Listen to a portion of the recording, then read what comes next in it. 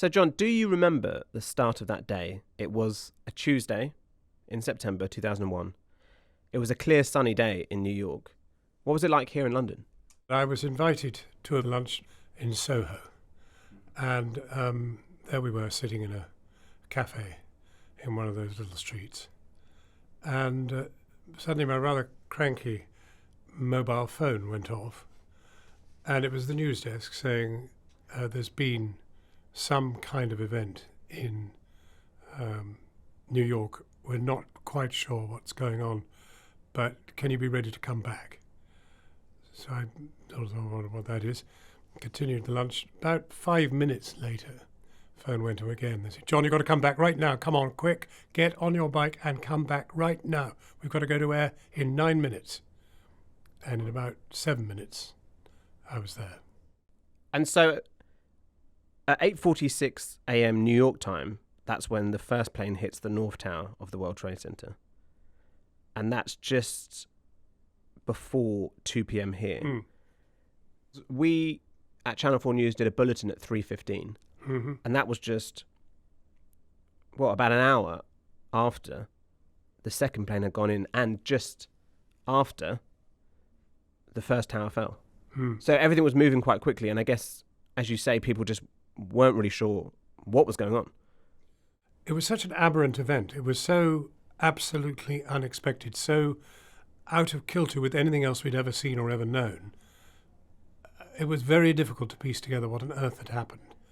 And I think it took, over an hour to work out for sure that there'd been an attack. What was going through your head when you saw those videos? You know, you'd been a reporter, a correspondent in DC for ITN and for Channel 4 News decades before. What was going through your head?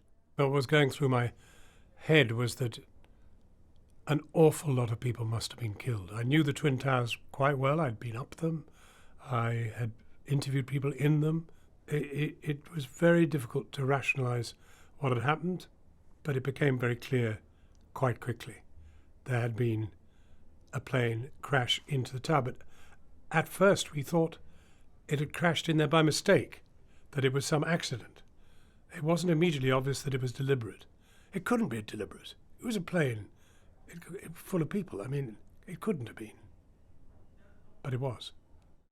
And then you have to do an unprecedented hour-long news bulletin for Channel 4 at 3:15. Let's have a watch of it now. There have been a series of terrorist attacks in the United States. First, 2 hijacked jet planes have crashed into the World Trade Center in New York in a double terrorist attack. Another aircraft has crashed into the Pentagon, the Defense Center in Washington, causing a massive blaze there. The White House has been evacuated. The State Department has been evacuated. All US I'm speaking far faster than I normally do, and I clearly totally failed to keep my calm and try to simply read the news. I felt with the news, in the news. Well, that's the scene right now in New York. Just one lone stack of the 110-story block of offices that was the World Trade Center. It was attacked about an hour and 15 minutes ago by a small passenger plane. We don't really know what it was. Some people say it was as big as a 737, perhaps even a Boeing. But fortunately, there's no ability to engage with the scale of the human catastrophe and tragedy. And so I'm not reduced to tears, which is terribly important. You know, it's in a very emotional moment, but somehow I'm so concentrating in trying to keep with the pictures. I'm in a very hyped position. I've never broadcast like this before. I'm hyped up. It's terrifying. It's absolutely overwhelming. I feel emotional just watching it, and I've never watched it back. And I'm amazed I held up, to be honest. Really? And I think the speed of events was such that you didn't have time to cry. You didn't have time to think about the humans. You didn't have time to work out just how many people had lost loved ones. I was just doing my job, which is talking to picture. Watch it, John, and speak. Go for it now. I mean, it's literally live commentary to pictures you've never seen of an event like of which you've never known and you've got to try and lead the viewer through what for them too is an absolutely shattering, unforgettable moment. Because you say you were doing your job, I guess it's important to remember that back then there were no camera phones, there was no social media. The news was TV. Yeah. You know, I was watching a documentary about 9/11. Even George Bush and the entire upper echelons of the American government were getting their news from the broadcasters. So that's a lot of weight on your shoulders to tell people the information. The world was TV dependent completely in that moment. There was no way that anyone from the Pentagon or from the State Department could call us up and say, by the way, you ought to know X, Y, Z. No, we only knew what we could see. And what we could see was the devastation of two enormous blocks in which there were thousands of people. What are the images that sort of stick with you still? I mean, when I watch some of the clips, it's always those people in the floors above where the planes hit, waving their rags, their clothes, white flags, etc. It's living bodies falling and wondering, do you leave your consciousness? Do you lose consciousness at some point as you fall because of the sheer force of the velocity? How much suffering were they going through? You know, obviously we were suffering watching them, but were they still alive as they fell? And then right at the bottom, constantly gnawing away was, who did this? Who did it? Who did it? And we didn't have a clear idea for quite a considerable time. What was it like in the newsroom? Because, as you say, there was so much to take in and there were so many unknowns. What was it like? It's frenetic, a lot of running around. But for most of the time, I was actually in the studio, which had to remain relatively quiet. Otherwise, it would interfere with the viewer's experience. So I was rather isolated, actually, from the mayhem in the newsroom and in the studios and edit suites that were feeding into the program. Shall we watch the main news package that went out that day? At first, no one can believe it, but it's all too real. The World Trade Center in flames, smoke spewing from the upper floors. A gaping hole in one of the center's two 110-story towers. It's been caused by an aircraft crashing straight into it. It seems initially as though there's been a terrible accident. But as the American TV networks struggle to make sense of what their helicopter camera crews and eyewitnesses are depicting, senses are suddenly challenged beyond imagination from the right of the picture. Looks like 6, 7 floors were taken out. And there's more explosions right now. Hold on, people are running. Listen, hold on just a moment. We've got an explosion inside. It never ceases to be shocking. No. It's always utterly harrowing. With such images come a sickening dawning. One such plane crash might have been an accident. Two must be deliberate. One of the USA's greatest institutions has been deliberately targeted. America is under attack. I mean, already we're aware at that moment there's never been an attack on an urban area to match this. You could look back to the Second World War, but there was never the intensity of housing or office space that you witness in these Twin Towers. This is a massive assault on humanity. Around this time, President Bush vows to hunt down those responsible for the atrocity. But even as he speaks, it emerges that the US Capitol has also been hit.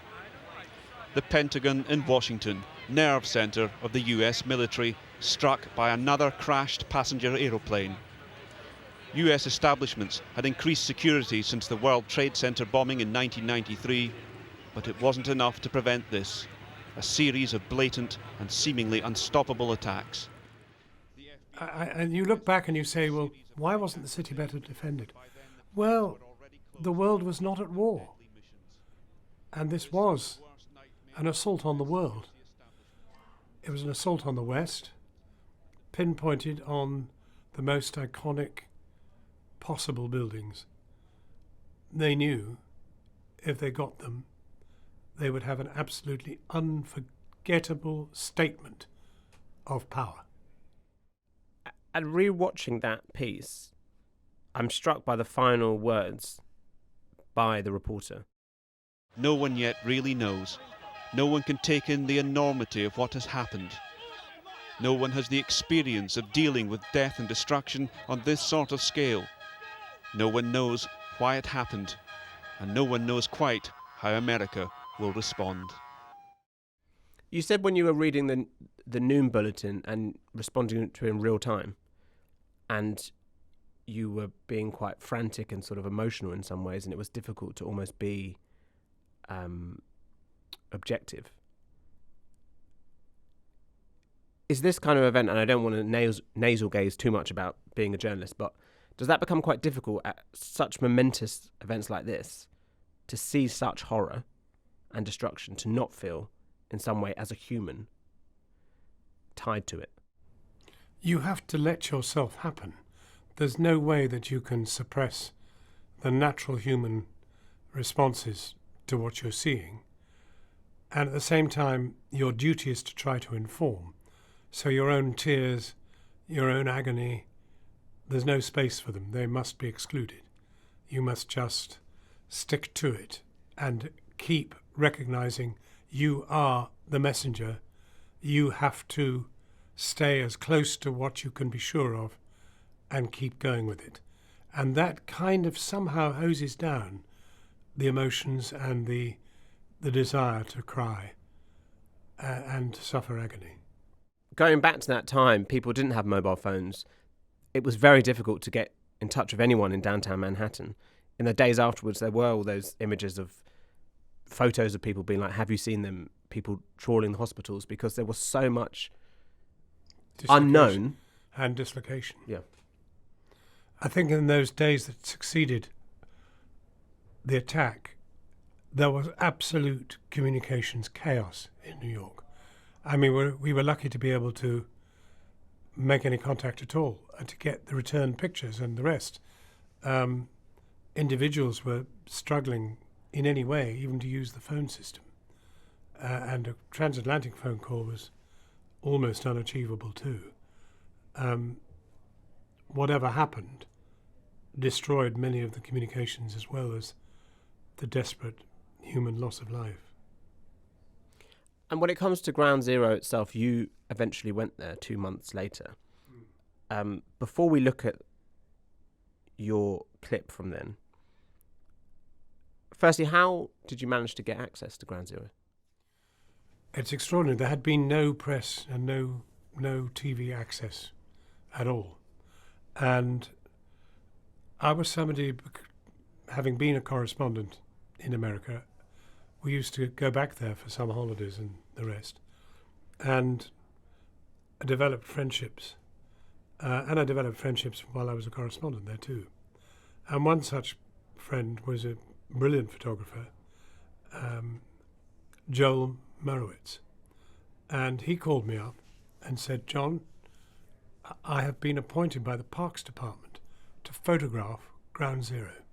And I think I could get you and a camera into Ground Zero. And I said, Joel, this can't be. Yes, he said, I really think I can. I've got a permit to have 3 people in my team. And I don't need anybody, but I would love to have you. And so I caught the next flight with Malcolm Hicks and his soundman, and we flew straight to Kennedy, which was back in business, and we hurtled over to Ground Zero.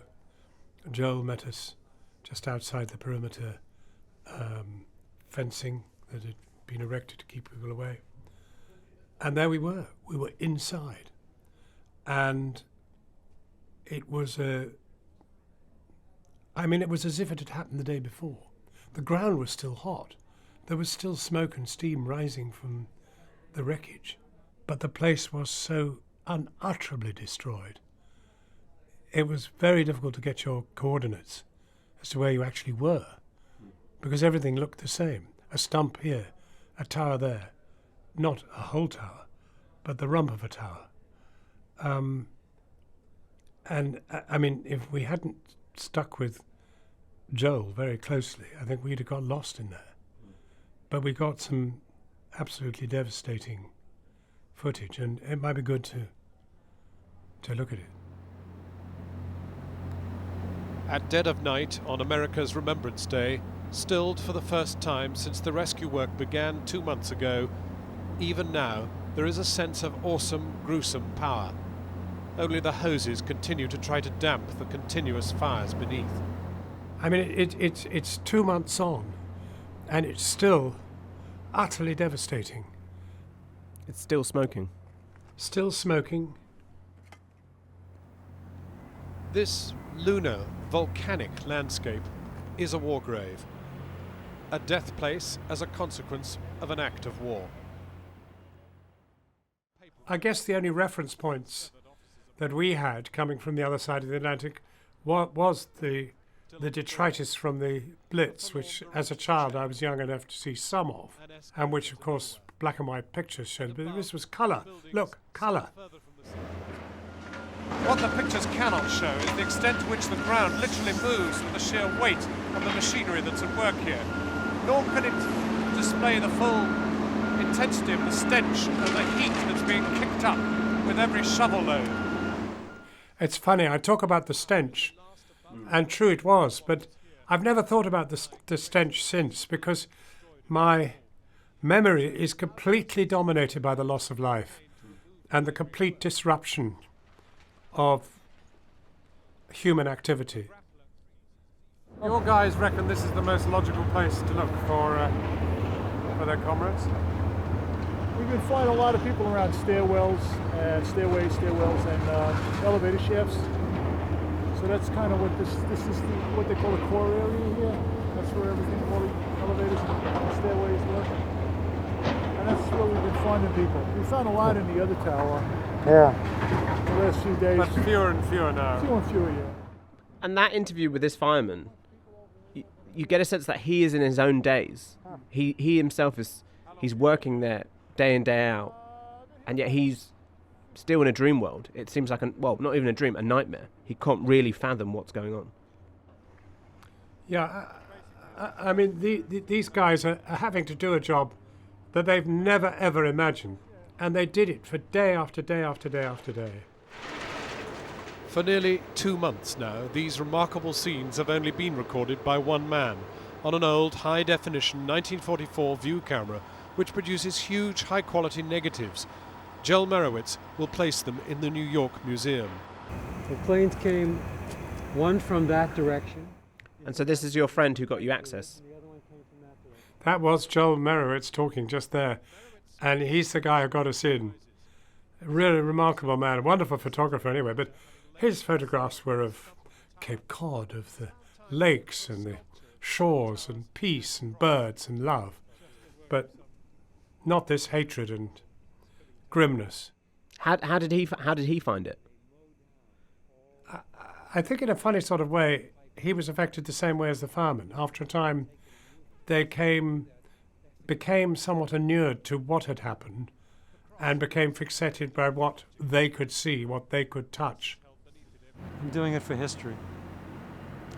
I felt that if there was no photographic record allowed, that it was history erased. And I thought I had to do this so that people in the future generations could look at this site and see the wound that was received here, the aftermath of the blow.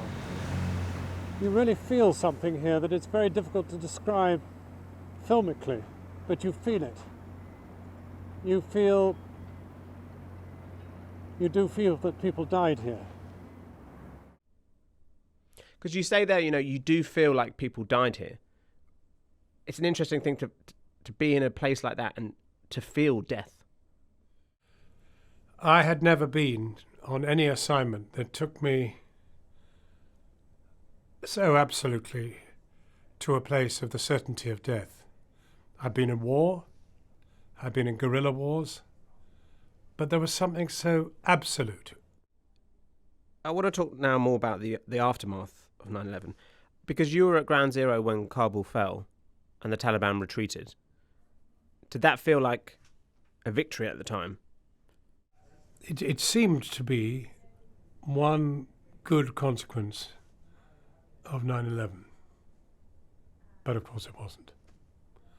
I mean, all that happened was the shed blood deepened, the hatred deepened, the lack of understanding deepened, and the lack of consultation, negotiation, understanding have all left the world in a dangerous place. It changed everything in terms of foreign policy, and it changed everything in terms of the Bush presidency, because the 2000 election, Bush v. Gore, was all about domestic policy. It wasn't about foreign policy and terrorism and whatever. You know, as you say, this was an act of war, and it was a time of relative peace, mainly in the world. And it really transformed everything. It's mainly in terms of George Bush's presidency. You know, he came out and he said, even before we knew who it was, we're going to get revenge on these faceless cowards. But even as we speak now, the story isn't over. Whatever George Bush said, whatever America assessed to be the new order, time has not changed what's going on. The Taliban are vaguely in power, rather brutally in power, potentially, and the disruption to the world still goes on. I mean, vast movements of people, vast anxieties about what has happened to Pakistan, what will happen to Afghanistan itself, what will happen to us as a result of present-day upheavals. We're not at peace. The Twin Towers is still telling us something. Finally, what's astonishing, I think for me to think, is that there is a new generation who weren't alive during 9/11, who won't recall the horror of that day as it happened, the confusion, the fear. They read about it, they watch it, they might even listen to this podcast. What's your message to them 20 years on about that day, how momentous, defining it was, and where we are now? God, it's a big... End on a big question. Trying to place 9/11 in the world we're in right now is an enormous challenge. In some ways, we've learned nothing. We've got absolute chaos in Afghanistan, vast numbers of people uprooted, and that can't be a recipe for great progress.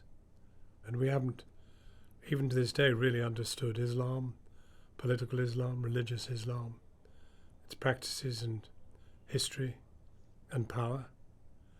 I think we have to listen more. I think we really have to listen, and we really have to understand, and not make rapid-fire, supposedly popular decisions to do something about it. We have to enable people to do something about what they want. And that would be the best thing we could possibly do. Listen, learn, and be party to development. Jon Snow, thank you for talking to me today. Thank you for letting me talk. So, on this day of unimaginable terror, the worst assault ever to hit the United States, it's already been called the second Pearl Harbor, as devastating a blow to the self-image and to the very security of the world's only superpower. The symbols of America's military might, its financial center, its political power, all hit with devastating force in one tiny hour. Tonight, President Bush has ordered the armed forces onto high alert, saying freedom itself was attacked today, and freedom will be defended. Now, we shall be back with a special extra news program tonight at 9 o'clock, and we shall be bringing you the very latest updates throughout the night and through tomorrow. For now, on a day of incomprehensible tragedy, that is Channel 4 News. Good night.